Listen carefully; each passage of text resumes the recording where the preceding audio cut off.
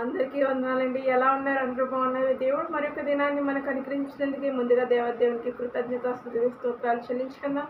ఈరోజు దేవుని యొక్క అమూల్యమైన మాటలు మనం ధ్యానించుకునే ముందు తల వంచని ప్రార్థన చేసుకుందాం. మహాగరుడ మహోన్నతుడ తండ్రి, ఇంతవరకు కాచి కాపాడినందుకు కృతజ్ఞతలు. ఇకను కాచి కాపాడండి. వాక్యం ద్వారా ప్రతి ఒక్కరితో మీరు మాట్లాడి నడిపించమని యేసుక్రీస్తునామములో అడుగుతున్నాను తండ్రి. ఆమేన్. ఆమేన్ చెప్పారండి. ఈరోజు దేవుని యొక్క మాటలు మనం ధ్యానించుకుందాము. పరిశుద్ధ గ్రంథము నుండి నిర్గమకాండము 20వ అధ్యాయము 12వ వచనం అండి. నిర్గమకాండము 20వ అధ్యాయము 12వ వచనం.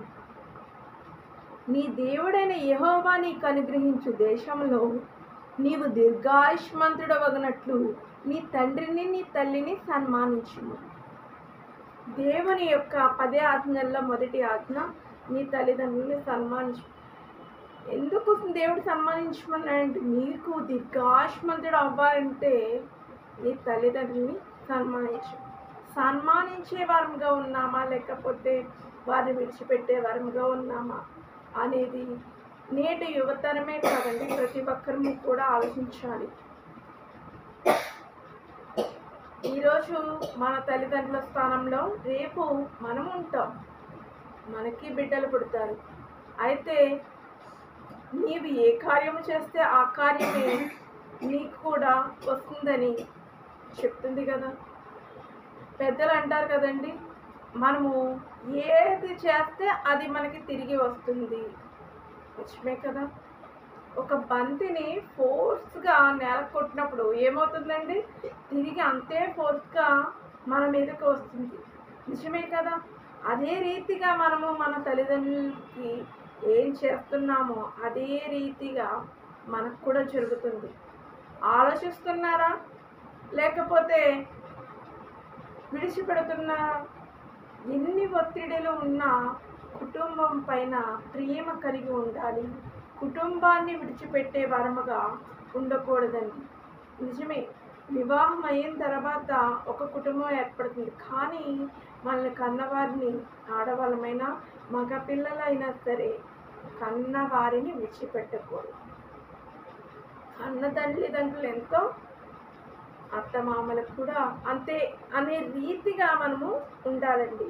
సహోదరుల ఐక్యత కలిగి ఉన్నట్టు ఎంత మేలు, ఎంత మనం ఉంది కదా.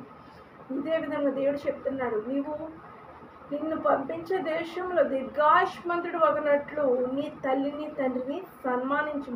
దేవుడు తల్లిదండ్రులని సన్మానించమన్నాడు. 10 ఆజ్ఞల్లో కూడా మొట్టమొదటి ఆజ్ఞగా దేవుడు దీన్ని పెట్టాడు.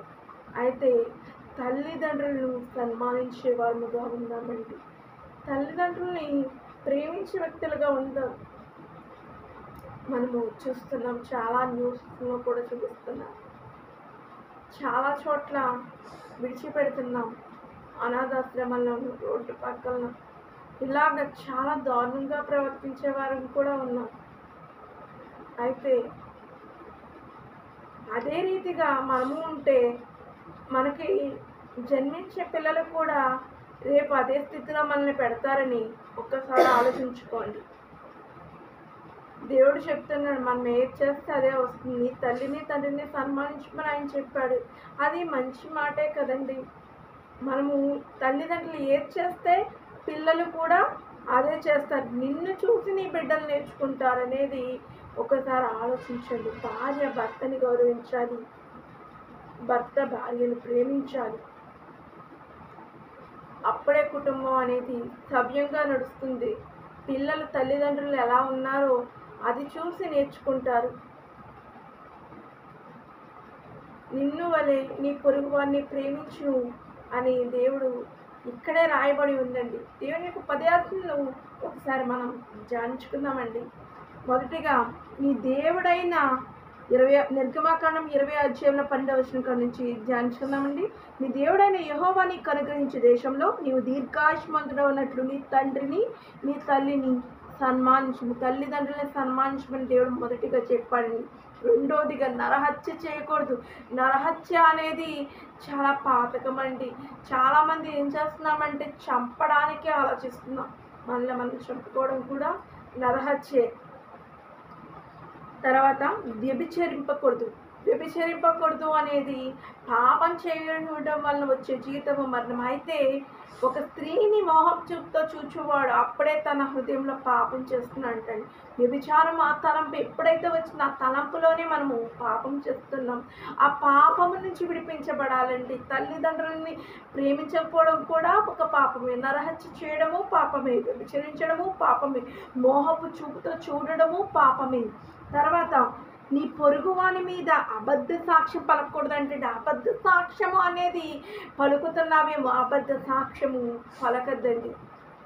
ప్రియాత్మీయ జనంగమ, నీ పొరుగువాని ఇల్లు ఆశింపకూడదు. నీ పొరుగువాని భార్యనైనను, అతని దాసునైనను, అతని దాసినైనను, అతని ఎద్దునైనను, అతని గాడిదనైనను, నీ పొరుగువాని దగ్గర దేనినైనా ఆశింపకూడదని చెప్పాను. చూసారా అండి, దేవుడు చెప్పాడు, నిన్ను వలె నీ పొరుగువారిని ప్రేమించు. అలాగే నీ దేవుడైన యెహోవాను తప్ప వేరొక దేవుడు నీకు ఉండకూడదు. నీ పూర్ణ హృదయంతోనూ నీ పూర్ణ ఆత్మతోనూ నీ దేవుడైన యెహోవాను సేవించవలను. దేవుని యొక్క ఆజ్ఞలు అనేవి మంచిగానే ఉన్నాయి కదండి. మన జీవితంలో వాటిని అన్వయించుకుంటే మన జీవితము కూడా మారుతుంది. నీ తల్లిని తండ్రిని సన్మానించు, నీ దీర్ఘాయుష్మంతులు. ఇలాగే మనము ఇంకొక మాట మనము చూస్తే మత్తయి సువార్త 19వ అధ్యాయంలో మనం 16వ వచనం నుంచి 23వ వచనం వరకు మనం చూస్తే ఇక్కడ ఒక ధనవంతుడు కనిపిస్తాడండి. ప్రభువైన యేసుక్రీస్తు వారి దగ్గరికి వచ్చి, ప్రభువా, నేను పరలోక రాజ్యానికి వెళ్ళాలంటే ఏం చేయాలి? బోధకుడా, నిత్య జీవాన్ని పొందుకోవడానికి నేనేం చేయాలి అనేది అడుగుతాడండి. నిత్య జీవాన్ని పొందుకోవాలని ఆలోచిస్తున్నాడు ఈ ధనవంతుడు. అయితే ఈ యవనస్తుడు, దేవుడు చెప్తాడు, దొంగిలించవద్దు, నరహత్య చేయవద్దు, వ్యభిచరించవద్దు అని దేవుని యొక్క 10 ఆజ్ఞలు చెప్తాడండి. వ్యభిచరించవద్దు, అలాగే నీ తల్లిని తండ్రిని సన్మానించు అని చెప్తే, నేను అన్నీ చేస్తున్నానని ఈ యొక్క యవనస్తుడు చెప్తున్నప్పుడు, అయితే నీకు ఒకటి కొదువుగా ఉంది అంటాడు దేవుడు. ఏంటి ప్రభువా అన్నప్పుడు, నీకున్న ఆస్తిని అమ్మేసి బేదలకు ఇచ్చి నన్ను వెంబడించమని దేవుడు చెప్తాడండి.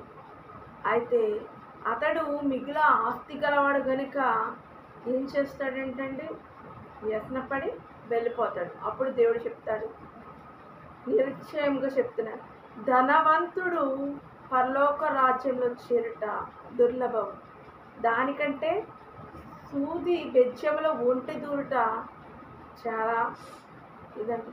ఆ యొక్క మాటకు అందరూ ఆశ్చర్యపడ్డారంటండి. మనము చూద్దాం, మత్తయి 19వ అధ్యాయంలో 23వ వచనం మనం చూద్దాం. ఇదిగాక ధనవంతుడు పరలోక రాజ్యంలో ప్రవేశించుట కంటే సూది బెజ్జంలో ఒంటె దూరుట సులభమని మీతో చెప్పుచున్నాను. సూది బెజ్జంలో ఒంటె దూరుట సులభం అంటండి. ధనవంతుడు పరలోక రాజ్యంలో చేరుట కంటే సూది బెజ్జంలో ఒంటె దూరుట. సూది బెజ్జంలో దూరద్దండి. సూది బెజ్జం ఎంత ఉంటుంది, చిన్నగా ఉంటుంది. అందులో ఒంటె దూరడం అసాధ్యం కదా. అసాధ్యము కూడా దేవుడికి సుసాధ్యం అవుతుంది. అయితే ధనవంతుడు మాత్రం పరలోక రాజ్యంలో చేరడు. ఎలా ఉన్నారు? ధనవంతులు అవ్వాలని ఆపేక్షిస్తూ, తల్లిదండ్రులను త్యజిస్తూ, జీవితాన్ని వ్యర్థంగా చేసుకుంటూ, మనకు ఇంతవరకు విద్యాబుద్ధులే కాదు, జీవితాన్ని ఇచ్చిన తల్లిదండ్రులను విడిచిపెట్టడం కాదండి. ఆడపిల్లలకైనా మగపిల్లలకైనా ఇద్దరికీ సమానమే. తల్లిదండ్రులు ప్రేమిద్దాం. దేవుని ఆజ్ఞ ప్రకారంగా జీవించి, దేవుని ఆజ్ఞానుసారంగా నడుచుకుని, ఆయన చిత్తానుగుణంగా నడుచుకునే బిడ్డలుగా మనం ఉందామండి.